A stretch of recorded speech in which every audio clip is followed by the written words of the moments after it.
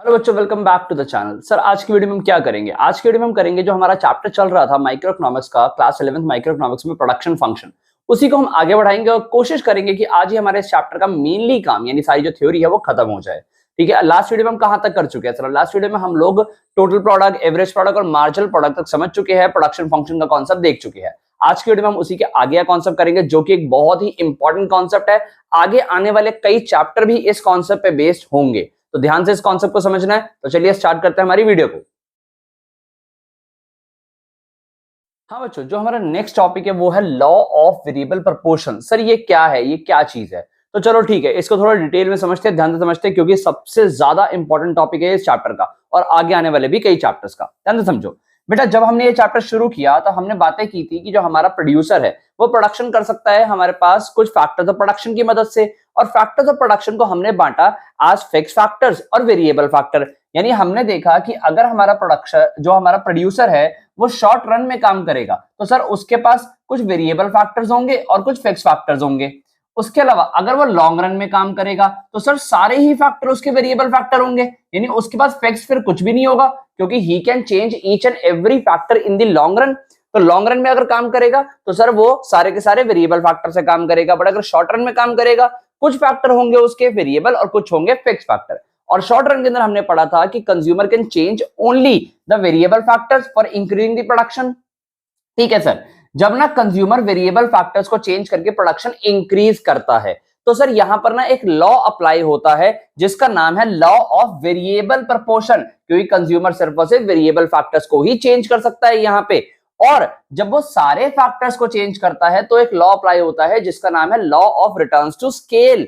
Sir वो वाला chapter ना, वो वाला कॉन्सेप्ट ना हमारे ना कोर्स में है नहीं, तो हमने law of returns to scale नहीं पढ़ना। हम पढ़ेंगे सिर्फ और सिर्फ लॉ ऑफ वेरिएबल प्रोपोर्शन, जो कि शॉर्ट रन में वेरिएबल फैक्टर्स के लिए अप्लाई होता है। तो आई होप सो आपको इस कॉन्सेप्ट की एप्लीकेबिलिटी समझ आ रही है कि हम लोग पढ़ रहे हैं शॉर्ट रन के अंदर law of variable proportion, variable factors का चेंज देखने के लिए कि किस तरीके से हमारा आउटपुट चेंज होता है ड्यू टू वेरिएबल फैक्टर्स। तो बच्चों अगर लॉ ऑफ वेरिएबल प्रोपोर्शन को एक्सप्लेन करें तो ये कहता है कि law of variable proportion states that as we increase quantity of only one input keeping other factors fixed, the TP initially increases. TP initially increases at increasing rate, then at decreasing rate, and finally at a negative rate. यानी यहां पर बोला गया कि जैसे जैसे हम एक फिक्स फैक्टर के ऊपर प्रोडक्शन करने के लिए, जब हम एक फिक्स फैक्टर के ऊपर वेरिएबल फैक्टर का प्रोपोर्शन बढ़ाते जाएंगे तो पहले हमारा टीपी इंक्रीज होगा। टीपी का मतलब टोटल प्रोडक्ट इंक्रीज होगा एट इंक्रीजिंग रेट, फिर वो इंक्रीज होगा at decreasing rate and finally at a negative rate. Sir ऐसे ना स्टेटमेंट पढ़ के हमें ना समझ नहीं आएगा, एक प्रैक्टिकल करवा दो। तो ये देखो बेटा, ये रहा प्रैक्टिकल। सपोज आप एग्जांपल ले रहे हो कि आपके पास ना 1 एकड़ ऑफ लैंड है, यानी ये आपका फिक्स फैक्टर है। इस फिक्स फैक्टर के ऊपर आप प्रोडक्शन करते हो। अब आप प्रोडक्शन करते हो तो क्या करते हो? देखो खाली लैंड से तो प्रोडक्शन होगा नहीं ना, इसके ऊपर आपको वेरिएबल फैक्टर चाहिए होगा, और जो वेरिएबल फैक्टर हम लेके चल रहे हैं लेबर। देखो और भी वेरिएबल फैक्टर हो सकते हैं, लेबर है, जो सीड्स होंगे वो सब कुछ है, वाटर की क्वांटिटी है, ये सारे वेरिएबल फैक्टर्स है। हम लोग लेके चल रहे हैं लेबर को। ध्यान से देखो, जब इस 1 एकड़ और पीस ऑफ लैंड, ये तो फिक्स रहेगा हमारा, ये तो चेंज होगा नहीं, बट हाँ लेबर को हम इंक्रीज कर सकते हैं as we need more labour production को बढ़ाने के लिए। तो जब हम इस लैंड पे एक लेबर अप्लाई कर रहे थे तो हमारा टीपी जो था 10 यूनिट्स का था, यानी वो एक लेबर 10 यूनिट्स ऑफ प्रोडक्शन कर पा रहा था। जब हमने 2 यूनिट्स अप्लाई करी तो प्रोडक्शन हो गया 20 यूनिट्स का। जब 3 अप्लाई करे 45। आज हम देख सकते हैं जैसे जैसे हमारा प्रोडक्शन, जैसे जैसे हमने वेरिएबल फैक्टर यानी कि हमारी लेबर उस पीस ऑफ लैंड पे बढ़ाया, हमारा टोटल प्रोडक्ट बढ़ता गया। अब इस बिहेवियर को समझेंगे, जैसे हमने टीपी निकाला वैसे हम एमपी यानी कि मार्जिनल प्रोडक्ट भी निकाल सकते हैं। सर कैसे निकाल सकते हैं marginal product? 1 piece of land, यानी जब हमने एक पीस ऑफ लैंड पे एक लेबर से 10 बन रहा था तो ये 10 हो गया हमारा एमपी, यानी हमने एडिशनल, ये देखो एमपी क्या होता है? Additional product. तो इस एक ने जो बनाया 10 बनाया। जब हमने एक से सेकंड लेबर अप्लाई किया, देख सकते हो जब हमने एक से सेकंड लेबर अप्लाई किया हमारा जो टीपी है वो इंक्रीज हो गया 30। तो एडिशनल कितना बना होगा? सिर्फ इस सेकंड वाले ने कितना बनाया होगा? सर इसने बनाया होगा 20 एडिशनल। वैसे ही जब मैंने थर्ड लेबर अप्लाई किया तो टोटल 45 हो गया था, यानी इस थर्ड के आने से जो इंक्रीज हो गया होगा 15 हो गया होगा, तो ये 15 आ गया। ऐसे में माइनस करता गया तो मेरा एमपी बन गया। देखो यहां से मार्जिनल प्रोडक्ट और टोटल प्रोडक्ट निकल आया। अब मैं इस स्टेटमेंट को ना यहां अप्लाई करता हूं, ध्यान से सुनना। क्या बोला गया था? As we increase quantity of only one input, हमने वन इनपुट की क्वांटिटी को इंक्रीज किया on a fix factor keeping other factor fix. ये फैक्टर फिक्स रखा, इसके ऊपर हमने वेरिएबल फैक्टर की क्वांटिटी को इंक्रीज किया।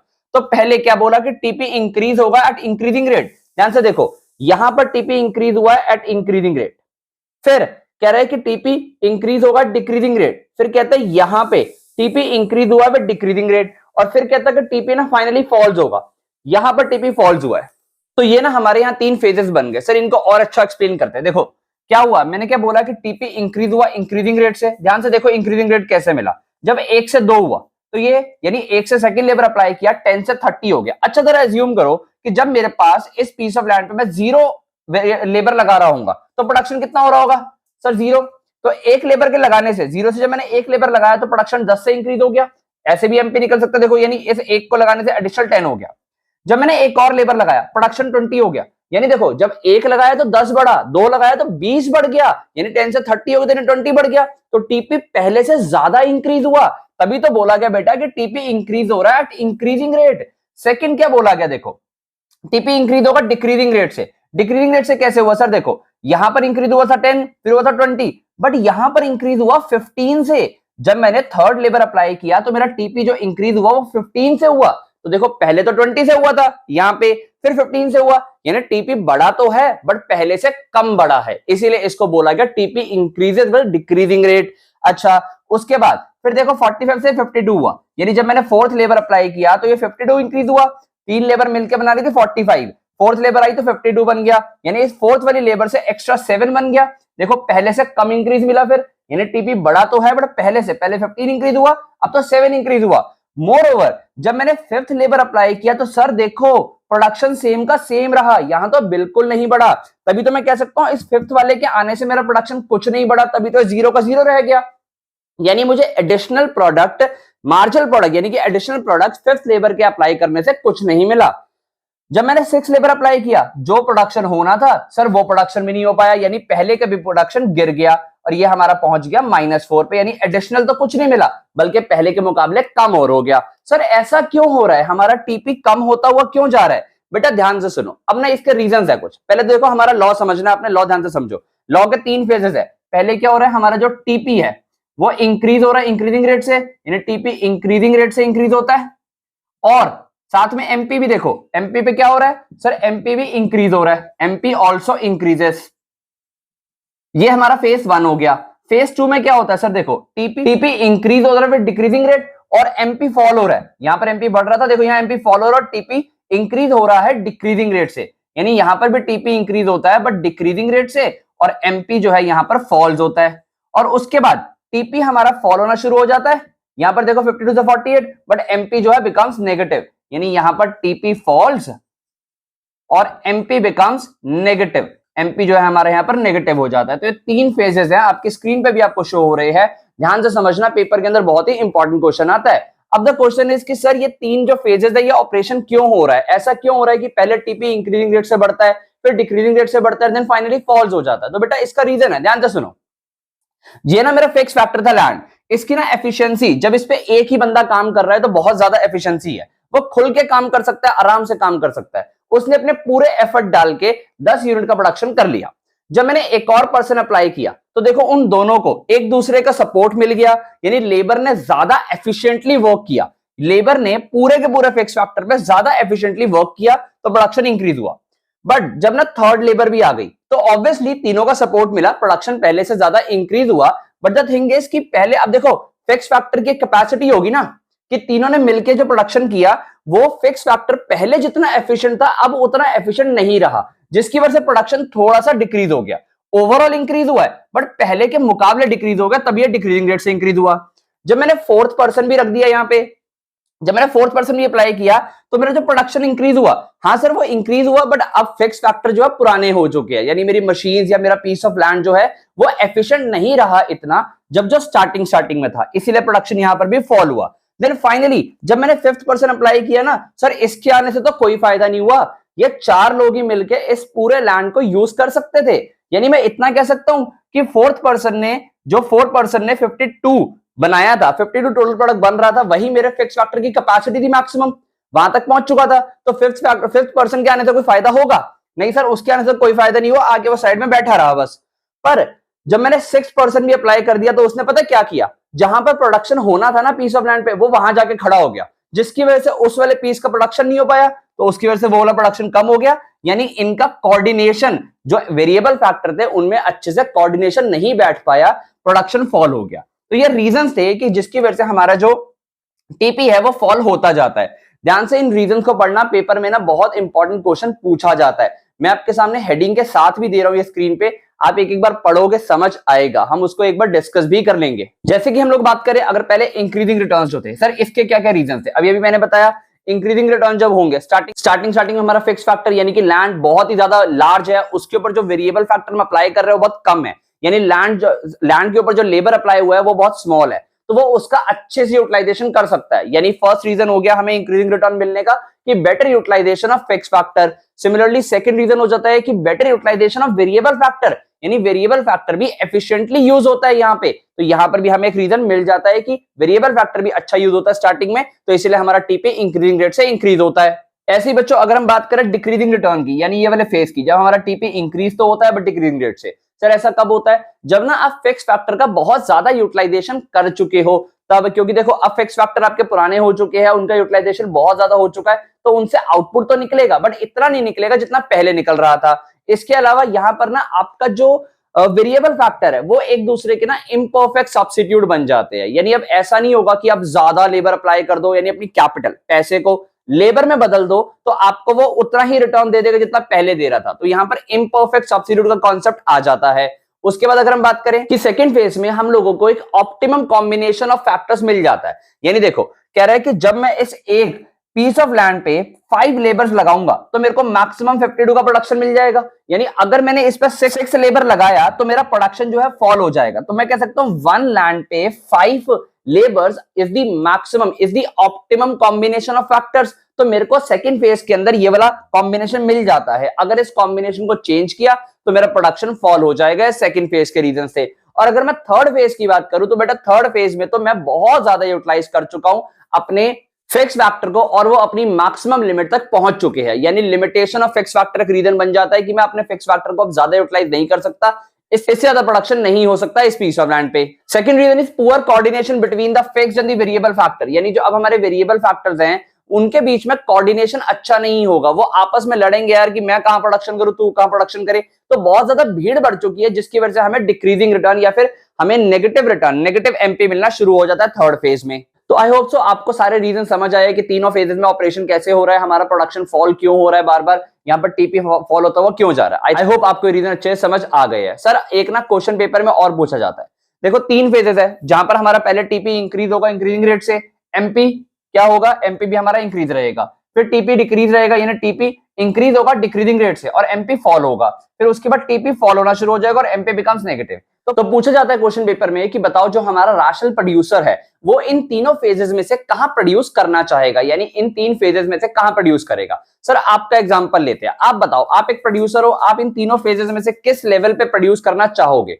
सर देखो अब बच्चे बोलेंगे सर हम तो ना फर्स्ट पे प्रोड्यूस करेंगे क्योंकि यहाँ पर हमारा टोटल प्रोडक्ट जो है ना सबसे ज्यादा है, यहाँ पर हमारा इंक्रीज होता है, इंक्रीजिंग रेट से यहाँ प्रोड्यूस कर लेंगे। देखो थर्ड पे तो कोई भी आंसर नहीं देगा, कोई भी इतना बेवकूफ तो नहीं होगा कि सर यहाँ पर जहां हमारा टोटल प्रोडक्ट फॉल हो रहा हो उस स्पेस में जाके प्रोड्यूस करे, यानी बच्चे बोलेंगे फर्स्ट में। बट मैं बोलूंगा बेटा कि आप लोग जो प्रोडक्शन करोगे ना वो सेकंड में करना चाहोगे। एक rational producer always wanted to produce in the second phase. Sir why, यहां पर वो प्रोड्यूस क्यों करेगा जबकि उसको यहां पर तो डिक्रीजिंग रेट से टीपी इंक्रीज हुआ मिलता है। बेटा देखो डिक्रीजिंग रेट से इंक्रीज हुआ मिलता है बट एटलीस्ट उसका टीपी हर लेवल पे बढ़ तो रहा है और एमपी यानी एडिशनल प्रोडक्ट पॉजिटिव है, यानी वो जब भी एक पर्सन अप्लाई करता है, लेबर अप्लाई करता है तो उसका एडिशनल प्रोडक्ट फॉल नहीं हो जाता, वो हमेशा इंक्रीज ही होता है। ये देखो यहां पर जब थर्ड पर्सन अप्लाई किया 15 मिला, फोर्थ पर्सन अप्लाई किया पहले से कम इंक्रीज हुआ बट इंक्रीज तो हुआ ना, 7 हो गया।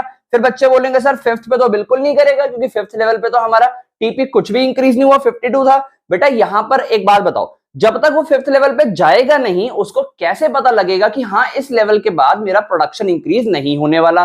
सो he has to go at this level, so just as to know कि यहां पर उसका प्रोडक्शन इंक्रीज नहीं होगा, इस लेवल पे उसको रुक जाना है, तो यहां पर जाने के लिए वो इसको फिफ्थ यूनिट को अप्लाई जरूर करेगा। तो रीजन बीइंग कि जो हमारा रैशनल प्रोड्यूसर है ही always wanted to produce in the second level because जो हमारा एमपी होगा वो हर लेवल का पॉजिटिव आएगा, यानी एमपी बढ़ रहा होगा। देखो ना, मैं इस वाले लेवल पे नहीं जाऊंगा, थर्ड वाले लेवल पे। क्यों थर्ड फेज पे नहीं जाऊंगा? क्यों? क्योंकि जैसे ही 6 अप्लाई किया, टोटल प्रोडक्ट जितना पहले बन रहा था उससे कम हो गया, और एडिशनल उस बंदे ने तो नुकसान करवा दिया। तो डेफिनेटली फिर मैं इस वाले फेज पे तो नहीं जाना चाहूंगा। तो मेरा आंसर बनेगा इसका कि a rational producer will always wanted to produce at the second level. और वैसे भी थर्ड लेवल पे तो मेरा टेक्निकली इनएफिशिएंट हो गया हूं मैं, यहां पर कोऑर्डिनेशन पुअर हो गया, क्यों जाऊंगा? फर्स्ट लेवल पे मेरा टीपी बढ़ रहा होगा, लालच रहेगा भाई और बनाओ और बनाओ और बनाओ, आगे जाते रहो। सेकंड फेज में यहां मैक्सिमम टीपी आकर रुक जाऊंगा। टीपी भी देखो मैक्सिमम मुझे सेकंड फेज में ही मिलता है। सर ये ना हमने लॉ की पूरी थ्योरी समझ ली, बट ना इसको हम एक ग्राफ के थ्रू भी समझेंगे, जिसके थ्रू हमें ये तीनों फेजेस और अच्छे से क्लियर हो जाएंगे। तो आओ हम लोग बनाते हैं टीपी और एमपी का ग्राफ, जिसके थ्रू हमें तीनों फेजेस और अच्छे से क्लियर हो जाएंगे। हाँ बच्चों, तो ये है आपके सामने टीपी और एमपी का ग्राफ। देखो, ये ग्राफ बनाना बहुत ही आसान और बहुत ही ज्यादा जरूरी है। अगर एग्जाम में 4 से 6 नंबर का क्वेश्चन मिलता है ये कि लॉ ऑफ वेरिएबल प्रपोर्शन बताओ, तो आप ये ग्राफ बना के जरूर आएंगे। टेबल भी देने की कोशिश कर सकते हो, बट 6 नंबर का क्वेश्चन आएगा तब। अदरवाइज आप लॉ की स्टेटमेंट, तीनों फेजेस और ये ग्राफ देके जरूर आएंगे। अच्छा, तो अगर हम इस ग्राफ को समझे, सबसे पहले हमने ऊपर टीपी का और नीचे उसके नीचे एमपी का ग्राफ बनाया है। आई होप सो आपको ये ग्राफ दिख रहा है। आओ हम इसकी एक बार फॉर्मेशन देख लेते हैं, कैसे बनाए ये ग्राफ। अगर हम टीपी की बात करें तो देखो, वेरिएबल फैक्टर जैसे जैसे अप्लाई किए, ये हमारे वेरिएबल फैक्टर है, 1 2 3 4 5 6 6 वेरिएबल फैक्टर अप्लाई किए। हमारा टीपी जो हमने वाई एक्सिस पे शो किया, जैसे जैसे हमने वेरिएबल फैक्टर अप्लाई किया, वन देखो, जब हम 0 वेरिएबल फैक्टर कर रहे थे अप्लाई, तो ऑब्वियसली 0 प्रोडक्शन हो रहा होगा। तो ये ओरिजिन से शुरू हुआ। रीजन की कि जब हम लोग 0 units of variable factor apply कर रहे थे, तो ऑब्वियसली हमारा प्रोडक्शन भी 0 रहा होगा। जैसे जैसे हमने देखो यहाँ पर प्रोडक्शन, यहाँ पर हमने वेरिएबल फैक्टर बढ़ाया, हमारा प्रोडक्शन इंक्रीज हो गया। 1 पे 10 हो गया था, 2 पे हमें 30 मिल गया था, 3 पे हमें 45, 4 पे 52 हो गया था, और 5 पे ही 52 था। तो ये हमारा कांस्टेंट फेज हो गया, और यहाँ पर डिक्रीज हो गया था। उसके बाद देखो 6 पे 48 आ गया था, कम हो गया था। सिमिलरली मैंने इसके नीचे एमपी बनाया, 0 पे 0 ये भी, 1 पे 10 था हमारा, उसके बाद ये इंक्रीज होकर यहाँ पर 20 पे आ गया था सेकंड पे, देन फिर ये फॉल होना शुरू हो गया था। 5th पे 0 हो गया था, देखो 5th जब मैंने यूनिट अप्लाई की थी 0 हो गया था, और देन फाइनली फॉल्स हो गया था। तो आई होप सो आपको ये ग्राफ समझ आ रहा है। आओ इससे आप तीनों फेजेस समझते हैं। देखो, ये है आपके सामने फेज 1, ये है आपके सामने फेज 2, और ये है आपके सामने फेज 3। चलो एक्सप्लेन करते हैं। फेज 1 क्या था? TP increasing with increasing rate, MP also increasing. देखो यहाँ पर टीपी इंक्रीज हो रहा है इंक्रीजिंग रेट से, एमपी भी इंक्रीज हो रहा है। तो ये हमारा फेज 1 मिल गया ऑन दी ग्राफ। फेज 2 की अगर बात करें, जो था हमारा TP increases with decreasing rate, यानी टीपी इंक्रीज तो होगा बट पहले से कम होगा, और यहाँ पर एमपी फॉल्स होगा। देखो एमपी फॉल्स हो रहा है यहाँ पे, तो ये एमपी फॉल्स हो रहा है, सेकंड फेज मिल गया। थर्ड फेज की बात करें, जहां पर TP falls and MP becomes negative. TP जहां पर फॉल्स होता है और एमपी हमारा जो है वो जाके नेगेटिव हो जाता है। तीनों फेजेस दिख रहे हैं। अगर हम बात करें ये वाले पॉइंट की, ये बहुत इंपॉर्टेंट पॉइंट है। देखो इस पॉइंट पे टीपी जो इंक्रीजिंग रेट से बढ़ रहा था, उसने इंक्रीजिंग रेट छोड़ के डिक्रीजिंग रेट को अपना लिया। तो यहां पर मैं कह सकता हूं कर्वेचर ऑफ द टीपी, यानी जो टीपी का ऐसे बढ़ने का केस था, वो ऐसे बढ़ के अब नीचे को जा रहा है, यानी यहां से उसका बढ़ना कम हो गया। तो इस पॉइंट को हम लोग बोलते हैं point of inflection. Point of inflection. तो पॉइंट ऑफ इन्फ्लेक्शन क्या हुआ? पेपर में 1 to 2 मार्क आ सकता है। सर पॉइंट ऑफ इन्फ्लेक्शन वो वाला पॉइंट है जहां पर कर्वेचर ऑफ टीपी चेंज हो जाता है। अच्छा, इसके बाद बात करें, देखो यहां पर जहां एमपी 0 है वहां हमारा टीपी मैक्सिमम है, यानी when the TP becomes maximum, यहां पर टीपी मैक्सिमम है। तो पेपर में क्वेश्चन आएगा what happens when the TP becomes maximum? Sir MP becomes 0, MP हमारा 0 हो जाता है। तो आई होप सो आपको एक कर्व भी समझ आ रहा है। इसी के थ्रू आप टीपी और एमपी का रिलेशनशिप भी समझ सकते हो। 3 पॉइंट यही वाले तो है। First, TP increasing with increasing rate, MP also increases. Then TP increases with decreasing rate, MP falls. When TP is maximum and constant, MP becomes 0। When TP falls, MP becomes negative. ये 4 point आप relationship में लिख के आओगे, 4 number आप वहां भी ले सकते हो। तो ये हमने पूरी की पूरी जो बात करी है वो करी है टीपी और एमपी की, और हमने लॉ ऑफ वेरिएबल प्रपोर्शन को ऑलमोस्ट पूरा समझ लिया है। आपको अच्छे से समझ आएगा। साथ साथ स्क्रीन पे भी आपको बहुत सारे नोट्स इसके देखने को मिले हैं। देखो लॉ ऑफ वेरिएबल प्रपोर्शन तो हमने समझ लिया, बट ना एक छोटा सा थ्योरी टॉपिक इसका और रहता है, और उसके बाद प्रैक्टिकल क्वेश्चन भी हमें करने हैं। तो हमें एक वीडियो इस चैप्टर की और देनी पड़ेगी। आई होप सो आपको यहां तक का काम समझ आया है। यहां तक अच्छे से नोट्स बना लो। नोट्स वैसे आपको नीचे डिस्क्रिप्शन में भी अटैच मिल जाएंगे। वीडियो को लाइक करना, दोस्तों के साथ शेयर करना मत भूलना। मैं आपको मिलता हूं बहुत जल्दी नेक्स्ट वीडियो में। Thank you.